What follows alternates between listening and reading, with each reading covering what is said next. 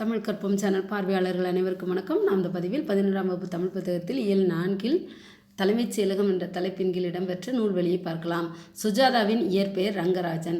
அறிவியல், புனைக்கதைகள், கட்டுரைகள், நாடகங்கள், திரைப்படம் என்று இவருடைய படைப்புகளின் பரப்பு விரிவானது.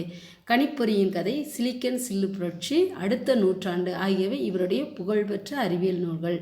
அறிவியலை எளிய தமிழில் ஊடகங்களில் பரப்பியதற்காக மத்திய அரசின் விருது பெற்றவர்.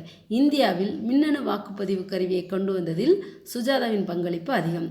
ஃப்ரெண்ட்ஸ், எக்ஸாம் பாயிண்ட்ஸ் ஆஃப் வியூவில் பார்க்கும்போது அப்படின்னு பார்த்திங்கன்னா எதெல்லாம்னா, அதாவது சுஜாதாவின் இயற்பெயர் என்ன அப்படின்னு கேட்கலாம், ரங்கராஜன். அல்லது ரங்கராஜன் என்ற இயற்பெயர் கொண்டவர் யாருன்னு கேட்கலாம், சுஜாதா. அப்புறம் இவங்களுடைய முக்கியமான நூல்கள் எதெல்லாம்னு பார்த்தீங்கன்னா, புகழ்பெற்ற நூல்கள் கணிப்பொறியின் கதை, சிலிக்கன் சில்லு புரட்சி, அடுத்த நூற்றாண்டு, இதெல்லாம் இவங்களுடைய முக்கியமான அறிவியல் நூல்கள். அப்புறம் மத்திய அரசு இவங்களுடைய அதாவது சிறப்பை பாராட்டி என்ன அப்படின்னு பார்த்திங்கன்னா, ஊடகங்களில் அறிவியலை எளிய தமிழில் பரப்பியதற்காக விருது கொடுத்துருக்கு. எந்த அரசு? மத்திய அரசு.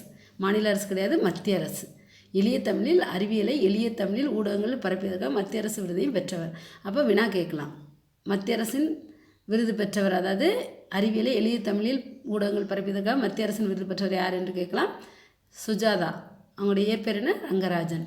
அது மாதிரி பார்த்திங்கன்னா மிக மிக முக்கியம், இந்தியாவில் மின்னணு வாக்குப்பதிவு கருவியை கொண்டு வந்தது இவங்களுடைய பங்களிப்பு மிக மிக முக்கியம். யாருடையது? சுஜாதாவுடையது.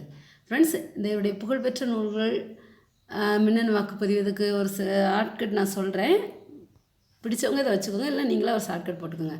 அதாவது இவருடைய புகழ்பெற்ற நூல்கள் இதெல்லாம் கணிப்பொறியின் கதை, சிலிக்கன் சில்லு புரட்சி, அடுத்த நூற்றாண்டு.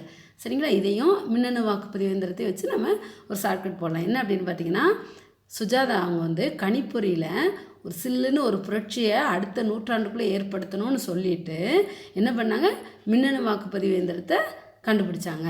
ஃப்ரெண்ட்ஸ், இந்த பதிவு உங்களுக்கு பயனுள்ளதாக இருந்தால் லைக் பண்ணுங்கள், ஷேர் பண்ணுங்கள், கமெண்ட் பண்ணுங்கள். இது வரைக்கும் தமிழ் கற்போம் சேனலை சப்ஸ்கிரைப் பண்ணலைன்னா சப்ஸ்கிரைப் பண்ணுங்கள். நன்றி, வணக்கம். அடுத்த பதிவில் சந்திக்கலாம்.